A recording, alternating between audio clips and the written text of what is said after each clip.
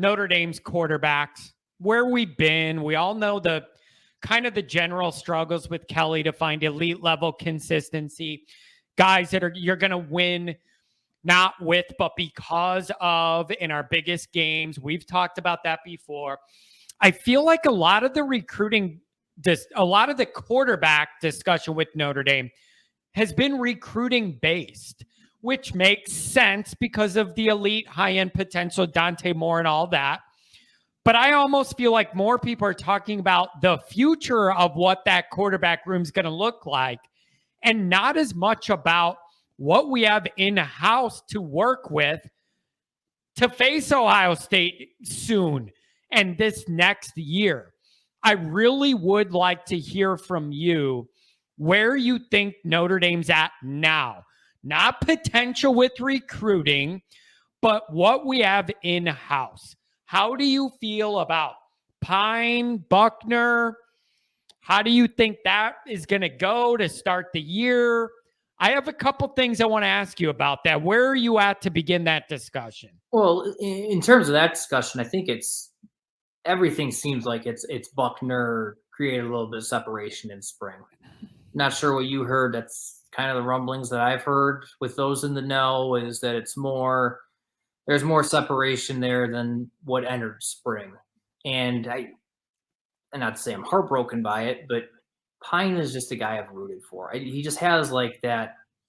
Not that Ian Book was like the greatest quarterback in Notre Dame history, as a winningest quarterback in Notre Dame history, but he had that way that he was just always, well, it's supposed to be Wimbush. Well, here's Ian Book pushing him. He's taking his job. Or it's supposed to be, well, it's going to end up being, it's not going to be Ian Book for the long term. It's instead of be Jerkovic. And, well, he beats him out, and Jerkovic ends up transferring to Boston College. And it's like Ian Book just kind of had this way of sticking around. And Pine has kind of had that same path of like, okay, he was brought in, a 4-star guy, and he's still here, he's still kicking it. But it seems like that started to separate itself a little bit.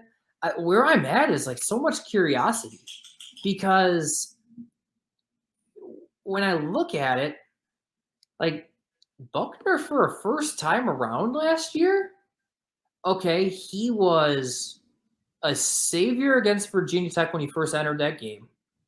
Got Notre Dame, I believe it was 2 scoring drives right away, and then he got awful in a flash. And if he doesn't hurt himself jumping in frustration after throwing an interception, does Jack Cohn come back in? Does Notre Dame win that game? Who knows?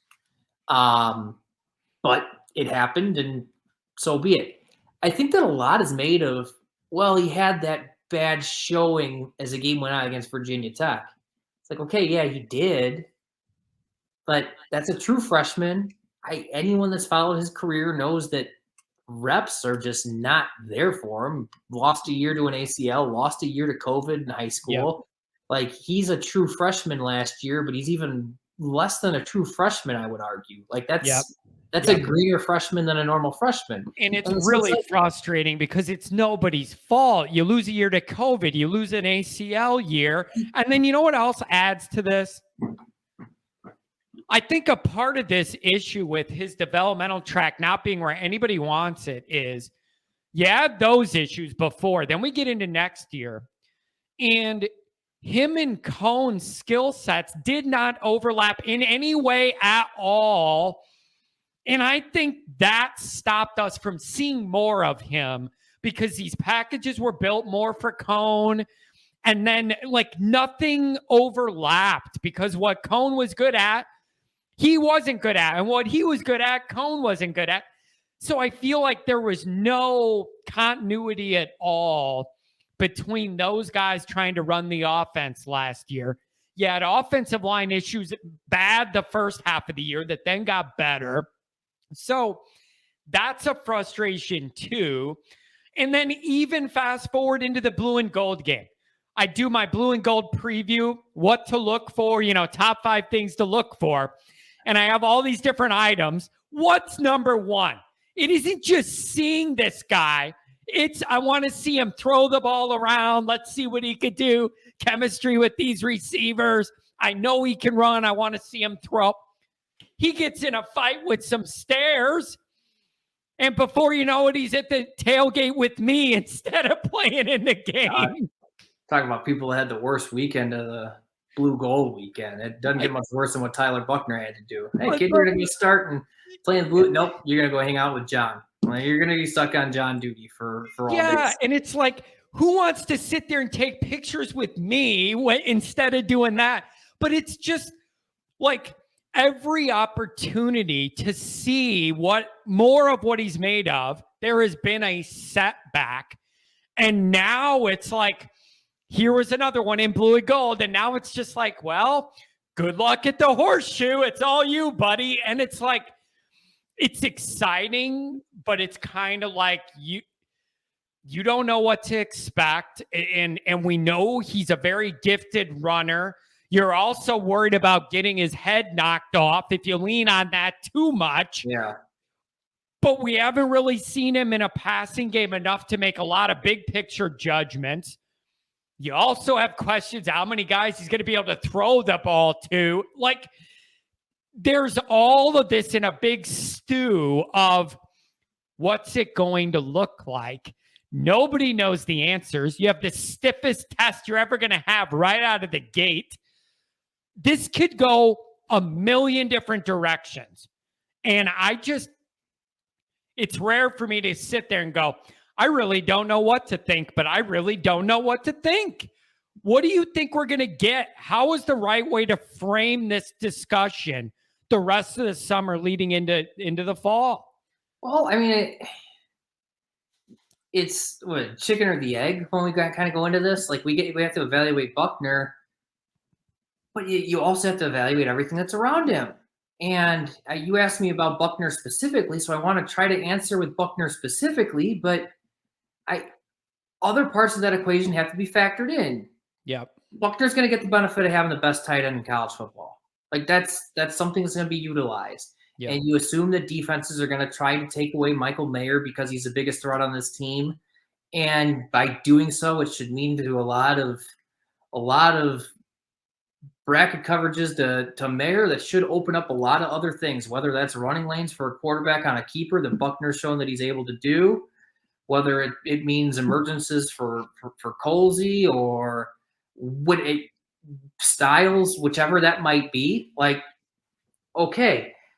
But so much of it comes down to what's around him. But Buckner has, for being an 18-year-old last year with damn near no football experience, coming into a Division I program, and for the most part, he played in mop-up duty. Sure, he played against Toledo, and it was what, an 80% plus more run call when he was on the field than any pass attempts that he had. Like, would have liked to see that one a little bit more somewhere near 50-50 instead of what the actual number ended up being, which I think was like 80+% runs with him on the field, just to get like all right, let's see what an offense might look like under him and get him reps that way. So the first real ones don't come at the horseshoe like you've alluded to. But with all that said, you can make a lot of excuses for him. Mainly the experience and the injuries and just the craptastic luck that he's had. I have some pretty damn high expectations for him. Like, I really do. Like, even with it going to the horseshoe, Ohio State's got a just knockout offense. They have the best receivers in the country. They'll probably score 45 plus a night this coming season. I expect Notre Dame to be able to put up 30 plus points in this game. Like, yeah, if there's a weak point, first start, I'm expecting Notre Dame to be at or above 30 points in this thing. If there's a weak point for Ohio State, it's definitely on that side of the ball for them. Right. So I do think they're going to outscore you. They're not going to stop teams regularly this year. Like, they are built to outscore you, and that's in college football. You have to be built that way. But they're looking to score 40 plus a week in the Big Ten, even in Big Ten weather. That's what they're looking to do. Yeah. But I think you're fair in your assessment, but and having an offense, here's another big thing. We touched on the skill positions, but I feel strongly this offensive line for Notre Dame is going to be much more effective to start the year than they were last year. So that's You a saw big that as the year went on. yeah, exactly. And so I think that is a big comfort to me that at least I feel like that isn't going to be a huge issue where you just can't do you can't run anything you want to run when the line was as bad as it started out last year. Like, okay, nobody's fault that our great freshman guy that was going to play right away got hurt on the line. Like, I get it, but that's going to help because I feel like with Harry and these guys, you're going to have a much more effective line right away. That's great. Here's the other thing, and this matters to me, and maybe it shouldn't, but it just does. I feel like over the years, I have a pretty good gauge of like meeting people and just kind of I just get a vibe when I meet somebody, just kind of how they are. When I met Buckner at that blue and gold thing, that dude is California, calm, cool, collected, just laid back, ice in his veins. Like you could just tell by the way he was interacting, first time meeting the guy, only a few minutes. That guy has ice water running through his veins, and I could tell it just from this dynamic. Just calm, cool, collected, just kind of felt like he just was calm in a way I've never been in my life. Okay? That's his deal. And I don't know if that's a California boy thing, laid back thing or what. But I'm going to tell you where that matters. When you go into the horseshoe in prime time and you have 100,000 drunk Ohio people yelling at you, that's where I think that comes into play. And I remember thinking it in that moment, keep this kind of vibe going when there's 100,000 Ohio State fans yelling at you. I like that vibe in a Notre Dame quarterback. He just seems like he's not going to panic and freak out there. And I like that. Yeah, I mean, you met him personally. I've never met the kid, but it seems like if you just look at his experience, the one game that he did play the most in, at least meaningful downs in last year, was that Virginia Tech game. Where was the toughest place Notre Dame went to play a game last year? Probably that Virginia Tech atmosphere at Lane Stadium. Not to say that that's the same as Ohio State on opening weekend in front of a national audience and 100,000 plus, but for that being kind of your first time thrown to the fire, that's not a terrible setting to have on your resume of like, hey, I've done something before. Maybe I didn't play my best game. Sure as hell didn't play most complete game, but didn't play my best game. But I've been through that trench warfare here a little bit. It's not that it's going to be easy, but I know what to expect. Sure, my name's going to be called as the starter, and I'm going to run out there with the starters when the first snap's taken instead of Jack Cohn. But I've had that experience where I've been through a crazy atmosphere, a loud atmosphere where you're using only hand signals because you can't hear the guy next to you.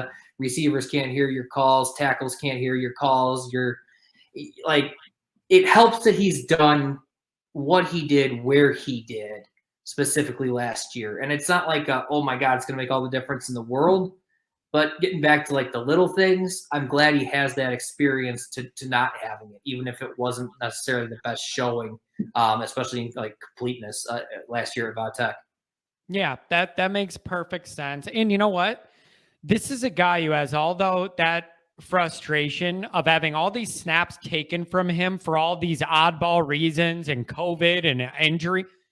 He has got to be chomping at the bit, having a point to prove, ready to go out there like, it is finally my time, and I'm going to go out there and make something happen. So as far as personality-wise go, I feel comfortable with him rolling into Ohio State, and we just got to see how he plays. It's to me, it's ultimately like, how do his teammates feel about that? Like, we can sit here and ridicule things about Jack Cohn last year of why do you have a guy that's a statue back there at quarterback? You need somebody that's mobile. You have an offensive line that can't pass block right now, especially early part of the year, and make all these complaints and excuses and frustrations. But it's like, to a man, you didn't hear any rumblings of displeasure from teammates about Jack Cohn. Like, to a man, they loved that guy. Yep. And And They're that's hard when you haven't been there the whole time and you come in and then you're at a leadership position right away. and you That's, just you know what? That's a tough dynamic, Nick. right. And You so know, those guys all knew each other, got recruited together, grew up together at school together. came in And the then class. you come in at the most important position and are kind of the default leader. That's a unique position. That's a little bit awkward. How do you walk into that? You know? Yeah, difficult. And I like to Buckner, not necessarily to his credit, but to his in a feather and a cap in a way. It's all right. This is a guy that instead of having that dynamic, like this is a guy that you came up with some of these dudes that are around you. You came in the same recruiting class. Freshmen that come in look up to you, being a guy that's been around this a year already. That's been a quarterback in this system for a year already, even if you weren't the starter.